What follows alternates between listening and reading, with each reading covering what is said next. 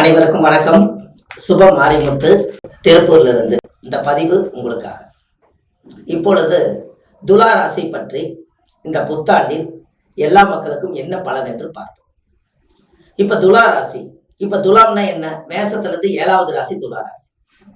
இந்த துலா ராசியில உங்களுடைய வாழ்க்கையில எப்படியெல்லாம் நீங்க இருக்க போறீங்க இந்த வருஷம்? உங்க வாழ்க்கையில துலா ராசிக்காரர்களுக்கு நிறைய கஷ்டத்தெல்லாம் தாண்டி வந்துட்டீங்க. போகாத கோயில் இல்லை, கும்பிடாத சாமி இல்லை, எண்ணாத பணம் இல்லை, சுத்தாத இடம் இல்லைங்கிற மாதிரி எல்லாத்தையும் நீங்க தாண்டி வந்தாச்சு. இப்போ ஒரு சரியான காலம் இந்த காலம். எப்படி?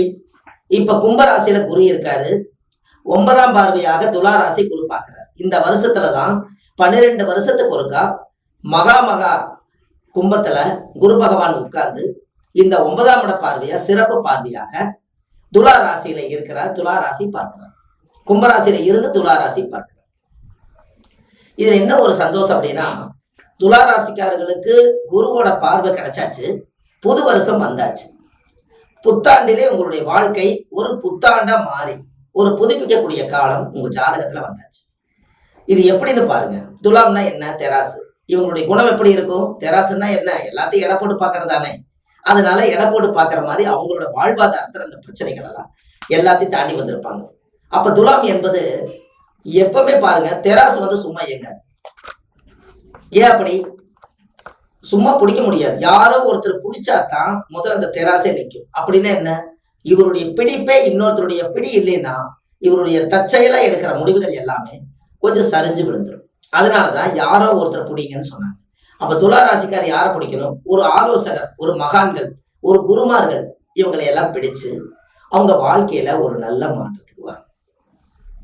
அப்போ இந்த துலா ராசிக்காரர்களுக்கு குருவோட பார்வை இருப்பதனாலையும் அந்த வீடு சுக்கிர பகவானா இருப்பதனால இந்த வருஷம் பொருளாதாரங்கள் நல்லா இருக்கும். 100க்கு அதாவது 70 பங்கு வரவு, 30 பங்கு தான் செலவு. அப்போ அந்த 100க்கு 70 பங்கு வரவை பாதுகாப்பா வச்சு உங்க வாழ்க்கையில ஒரு நல்ல மாற்றத்துக்கு நீங்க வரணும். ஒரு தெய்வம்சம் உள்ள ஜாதகம் அது. இந்த துலா ராசியில 3 நட்சத்திரம் இருக்கு, பார்த்திருக்கீங்களா? சித்திர நட்சத்திரம் 2ஆம் பாதம் முடிந்து 3, 4 பாதமும், அதே போல சித்திரம் முடிஞ்சு சுவாதி நட்சத்திரமும், அதே போல விசாக நட்சத்திரம் 3 பாதத்துல அந்த ஒரு பாதம் இங்க நிற்கும், மீதி 3 பாதம் விருச்சிகத்துக்கு போயிடும். அப்போ இந்த 9 நட்சத்திரக்காரர்களும் அந்த 9 பாதத்துக்குள்ளதான் அடங்கியிருக்காங்க. அப்போ உங்களுக்கு என்ன அப்படின்னா, துலா ராசிக்கு இந்த குருவோட பார்வை இந்த நட்சத்திரங்களுக்கெல்லாம் இந்த பாதங்களுக்கெல்லாம் அந்த ஒளி படப்பட உங்க வாழ்க்கை ஒரு மிகப்பெரிய ஒரு சிறப்பாகும். அப்ப தெய்வத்தினுடைய அனுகிரகம் என்ன அப்படின்னு கேட்டீங்கன்னா, உங்க வாழ்க்கையில ஒரு மிகப்பெரிய மாற்றத்தை இது ஏற்படுத்தி கொடுக்கும். அப்போ இந்த துலா ராசியில பிறந்திருந்தால் அவங்களோட கஷ்டங்களை எல்லாம் தாண்டி வந்தனால அவங்க யாருக்கிட்டையும் வெளியில சொல்ல மாட்டாங்க.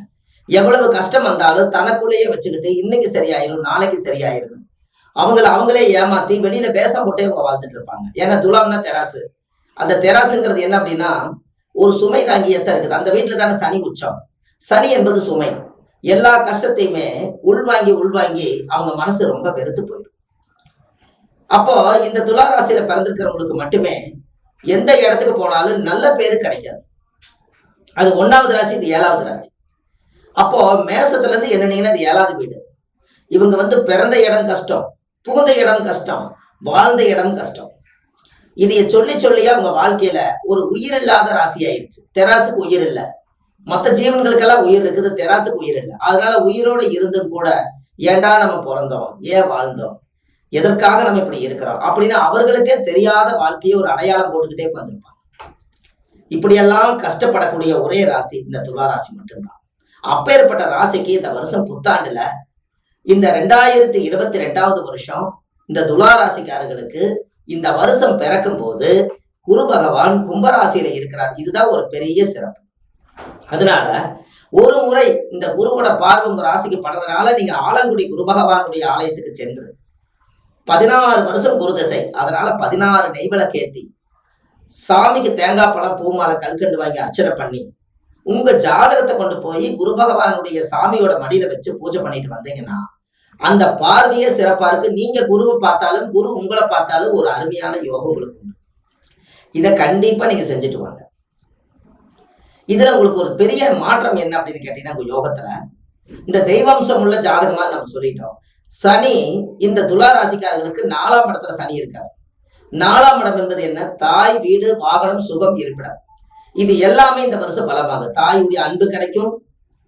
தாயுடைய வீடு வாசல், அதாவது 4ஆம் இடம் என்பது வீடு வாசல். இது வரைக்கும் என்னால வாடகை வீட்லயே நான் இருக்கிறேங்க, என்னால கட்டவே முடியல அப்படின்னு சொல்லக்கூடியவங்களுக்கு இந்த வருஷம் சொந்த வீடு அமையும். இந்த சொந்த வீடு அமைஞ்சு ஒரு தெய்வம்சமா நீங்க இருப்பீங்க. வாகனம் அப்படித்தான். நீங்க ஒரு வண்டியில போயிட்டு இருக்கிறீங்க, அந்த வண்டி வச்சே சமாளிச்சுட்டு இருப்பீங்க.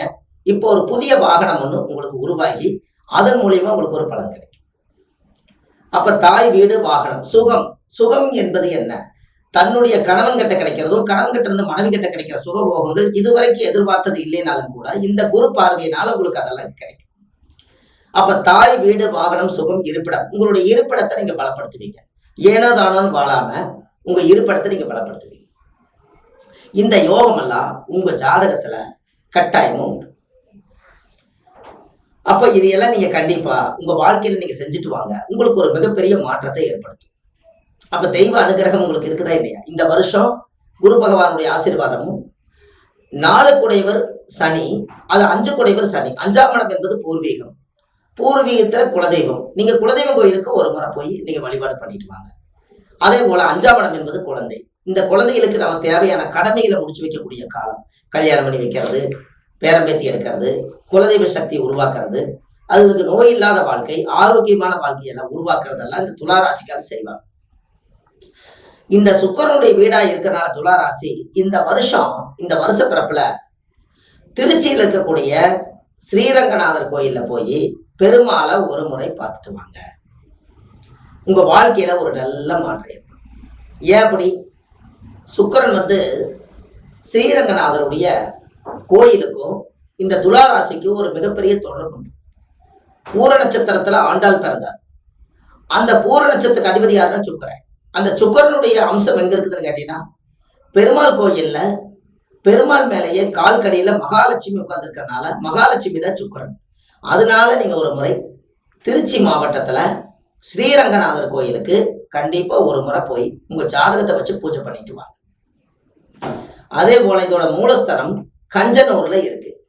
இந்த கஞ்சனூர்ல இருக்கக்கூடிய சுக்கர பகவான் கோயிலுக்கு ஒரு முறை போய் சுக்கர திசை 20 வருஷம் 20 விளக்கேற்றி சாமிக்கு தேங்காய் பழம், பூ, மாலை, கல்கண்டு வாங்கி அர்ச்சனை பண்ணி சாமி கும்பிட்டு வாங்க.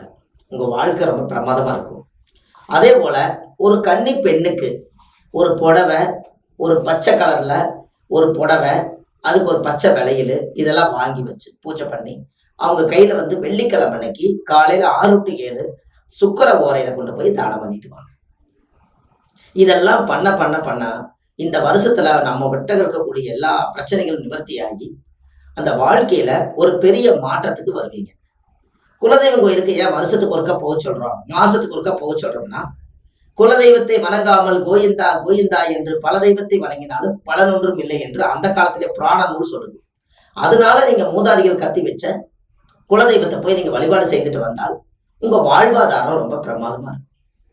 அதே போல சுக்கரன் என்பது உங்களுடைய வாழ்க்கையில காலச்சக்கரத்துக்கு அது 7வது வீடா இருக்கிறதுனால மனைவியை நீங்க சந்தோஷமா வச்சிருந்தீங்கன்னா இந்த வருஷம் மிகப்பெரிய மாற்றம். அதே போல கணவனை இவங்க சந்தோஷமா வச்சிருந்தாங்கன்னா இந்த வருஷம் மிகப்பெரிய மாற்றம். ஏன்னா இது மேசத்துல இருந்து இது 7வது வீடு, அதனால 7வது ராசி. அதனால கணவன் மனைவி அந்த இடத்துல ஜாயிண்ட் ஆகிறதுனால கணவன் மனைவிக்குள் கருத்து வேறுபாடு இல்லாம இந்த வருஷம் எல்லாத்தையும் மறந்து தன் குடும்பத்துக்குள்ள தன் கணவன் மனைவியாவ நினைச்சு உங்களுடைய பாதையை ஒரு சரியான பாதையில கொண்டு போனீங்கனாலே இந்த வருஷம் திருமணம் ஆகாதவங்களுக்கு திருமணமும், குழந்தை பாக்கியம் இல்லாதவங்களுக்கு குழந்தை பாக்கியமும், செய்யற தொழில லாபம் இல்லாம இருந்தா தொழில லாபமும், பகச்ச குடும்பங்கள் எல்லாம் ஒன்று சேரக்கூடிய வாய்ப்புகளும், சகல சௌபாக்கியமும் இந்த துளாராசிக்காரர்களுக்கு குரு பார்வையினால மிகப்பெரிய யோகம் உண்டு. அதனால நீங்க இது எல்லாம் நீங்க தாராளமா செஞ்சுட்டு வாங்க. உங்க வாழ்க்கையில ஒரு மிகப்பெரிய மாற்றத்தை நீங்க ஏற்படுத்துவீங்க. அப்போ தெய்வத்தினுடைய அம்சத்தை வச்சு இந்த வருஷம் 2022 உங்க வாழ்க்கையில ஒரு மிகப்பெரிய மாற்றத்தை நீங்க சந்திக்க போறீங்க. இந்த வருஷத்துல நீங்க சாதிச்சு நோய் இல்லாம நிம்மதியோடு சந்தோஷத்தோடு நிலையாக இந்த பூமியில வாழ்ந்து நலமாக வாழ வேண்டும் என்று சொல்லி இந்த துளாராசிக்கார் அனைவரும் நலமாக இருக்க வேண்டும் என்று சொல்லி இந்த புத்தாண்டை நான் வாழ்த்துகிறேன். அன்புள்ள சுப மாரிமுத்து திருப்பூர்ல இருந்து. இந்த யூடியூப் சேனல்ல கீழே போங்க, சுப மாரிமுத்துன்னு யூடியூப்ல போட்டீங்கன்னா நிறைய வீடியோஸ், நிறைய எளிய பரிகாரங்கள் நிறைய கொடுத்துருக்கேன். ஒரு சப்ஸ்கிரைப் பண்ணுங்க, உங்களுக்கு நிறைய நோட்டிபிகேஷன் வரும். அதே போல ஒரு லைக் பண்ணுங்க, ஒரு ஷேர் பண்ணுங்க. நிறைய பேருக்கு இது எல்லாம் இந்த வீடியோ பதிவை உங்களுக்கு மற்றவங்களுக்கு ஷேர் பண்ணுங்க. உங்க வாழ்க்கையில ஒரு நல்ல ஒரு வெற்றி காத்திருக்கிறது. வளமோடு வாழ வேண்டும். வாழ்க வளமுடன். அன்புள்ள சுப மாரிமுத்து. நன்றி, வணக்கம். ஸ்ரீ குபேரன் டிவியை பார்த்தமைக்கு நன்றிகள். மேலும் இது போன்ற தகவல்களை தெரிந்து கொள்ள ஸ்ரீ குபேரன் டிவியை சப்ஸ்கிரைப் செய்யுங்கள். மறக்காமல் பெல் ஐக்கானை கிளிக் செய்யுங்கள்.